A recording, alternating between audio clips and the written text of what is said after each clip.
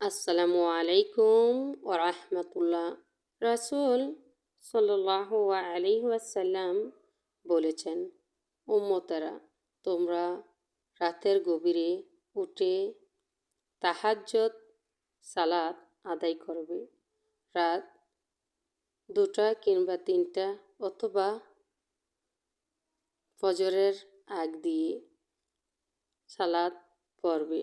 পরিষ্কার একটি জামা পরিধান করবে, উত্তম রূপে অজু করবে, একটুকু সুগন্ধ ব্যবহার করতে পারো।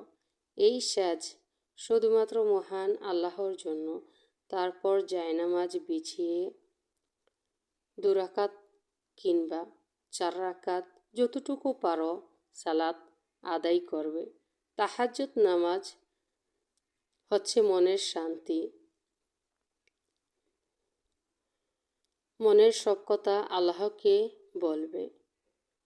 সবাই ঘুমাচ্ছে, তুমি আর তোমার আল্লাহ।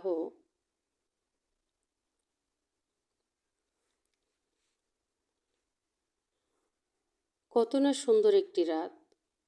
বিশ্বাস করো, আল্লাহ তোমাকে খালি হাতে ফিরাবে না। সত্যিকারী ভালোবাসা তখনই বুঝবে যখন আল্লাহর ইবাদত করবে, মনের কথাগুলো আল্লাহর কাছে খুলে বলবে। আর আল্লাহ কখনো তার গোলামের দোয়া ফিরিয়ে দেবেন না।